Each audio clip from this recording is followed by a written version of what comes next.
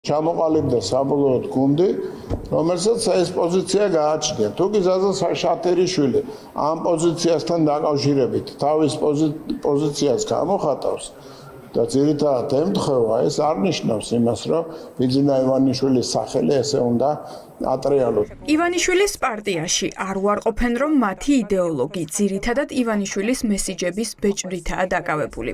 ზაზა შათირიშვილის სახელით გამოქვეყნებული სულ ბოლო ნააზრევი ამერიკის პრეზიდენტზე პირდაპირ იერიშია. ამ წერილს დიდ ყურადღებას არავინ მიაქცევდა, რომ არა პირდაპირი ჩანაწერები დონალდ ტრამპზე, რომელსაც ივანიშვილის პროპაგანდისტი დიპ სტეითის და ოლიგარქების მართულ ლიდერად მოიხსენიებს. ტრამპი, მაკრონი, სტარმერი, სი ძინპინი უშველებელი პროცესების მართვის იმაში არიან ჩართული და ჩვენ უნდა ხედვა გქონდეს ისეთი, როგორიც გვაქვს. არაფერი არ უნდა გამორიცხო რაღაც ეტაპებთან დაკავშირებით, მაგრამ ტრამპს გასაკურველია უნდა უსურო პირადად ტრამპს. რომ deep state-ი დაამარცხოს. ქართული ოცნებისთვისაც და მათი მხარდამჭერებისთვისაც დონალდ ტრამპი უკანასკნელი იმედი იყო, მაგრამ როგორც ჩანს, ეს მოლოდინებიც ფუჭი აღმოჩნდა. ეს მასზე პირდაპირ იერიშის მიტანის პირველი შემთხვევაა. ზაზა შათირიშვილის სახელით გავრცელებულ წერილში ტრამპი ოლიგარქიული ოჯახების ლობისტად და deep state-ის მოკავშირედ არის გამოცხადებული. კაცი, რომელიც ერთ დღეს ერთს ამბობს და მეორე დღეს მეორეს.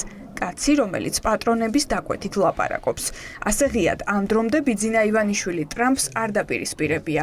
რიგითები მაინც სიფრთხილეს იჩენენ. ჩვენ ვამბობთ, რომ ჩვენ გულშემატკივრობთ დონალდ ტრამპს, რათა deep state-ის გავლენის ქვეშ არ მოიქცეს. deep state-ი რაღაცა ესეთი NGO ხო არ აგონიათ. ეს არის უზარმაზარი ძალა, უზარმაზარი თანხებით და ძალიან საშიში ძალა.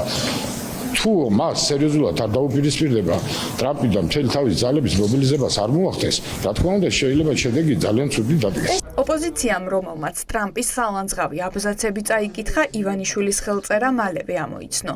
ოცნების ოპონენტები ოლიგარქის წყობიდან გამოსვლას მეგობარი აქტის წარმატებას უკავშირებენ და ამბობენ, რომ ივანიშვილისა და ტრამპის ადმინისტრაციის ურთიერთობების დალაგება გამორიცხულია.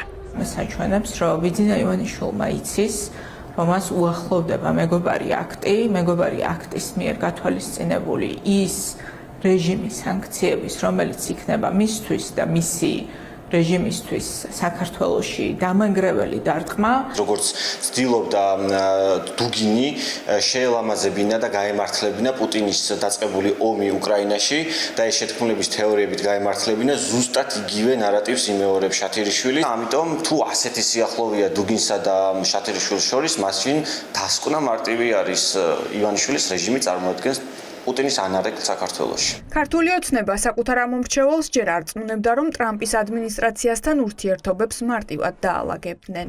ჩვენთვის მთავარია ტრამპის ადმინისტრაცია. ეს არის მთავარი. დანარჩენი ყველაფერი არის მეორეხარისხოვანი, როგორც სიტყვის ტრამპი იქნება ისე. რასაც სიტყვის ტრამპი იქნება ისე. ამიტომ ჩვენთვის მთავარია დონალდ ტრამპთან ურთიერთობა. გავიდა დრო და ოცნების ეს დაპირება სიტყვებად დარჩა. მათ მტკიცებით ტონს კი ნელ-ნელა სიმყარე გამოეცალა. გრძელდება ბრძოლა ტრამპსა და deep state შორის, როდესაც ხდება ასეთი გადაწყვეტილების მიღება, ეს ნიშნავს იმას, რომ იმ კონკრეტულ მომენტში deep state-მა ასე ვთქვათ ძლია ტრამპის ადმინისტრაციას. შემდეგ იყო არასაჯარო წერილი ტრამპის ადმინისტრაციის სახელზე, რომელმაც მთელი ვაშინგტონი შოკში ჩააგდო. GD leadership sent a letter to me for the Trump administration, a private letter. This is not the public letter, which frankly was threatening, insulting, unserious, and was received extremely poorly in Washington. Extremely poorly. ოცნების დაპირებების მიუხედავად ტრამპის გაპრეზიდენტებიდან 8 თვის შემდეგ სტატუს კო არ შეცვლილა.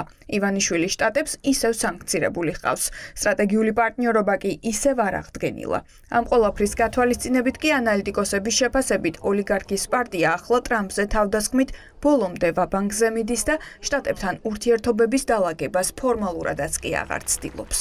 ივანიშვილს მორიგჯერზე ამოეწურა მოთმინების ფიალა და გადაწყვიტა, რომ თავისი ამომრჩევლის თვალში წინ არჩევნებია განსაკუთრებით და ისევ აი ეს რაღაცა მაგარი ბიჭობანა ითამაშონ, როდესაც ყველას ებრძვიან და რაღაცა ჰიპოთეტური არარსებული სუვერენიტეტის გამტკიცებისთვის იბრძვიან ქვეყანაში, რომელიც ჩვეულებრივად რუსული ჩექმის ქვეშ არის. რა თქმა უნდა, ეს არის ივანიშვილის სიტყვები, რა თქმა უნდა, ეს არის ისევ და ისევ მოსკოვიდან მიღებული დავალება და ცდილობენ რადიკალურად კიდევ უფრო გაარადიკალურონ, კიდევ უფრო, ასე ვთქვათ, გამოუსწორებელ, ასე ვთქვათ, შემოbrunების წერტილის საშუალებაც რო აღარ იყოს, აი ეს რუბიკონი გადალახონ და ერთი კვირის წინ ოცნებამ საკუთარ ამომრჩეველს რიგითი პროტოკოლური შეხვედრა ლეგიტიმაციის მინიჭების მცდელობად წარმოუჩინა და უმტკიცებდა, რომ 11 დიპლომატის, მათ შორის საქართველოს ელჩის მიერ ტრამპისთვის რწმუნებათა სიგელის გადაცემა ურთიერთობების გადატვირთვის ახალი ფაზა იყო.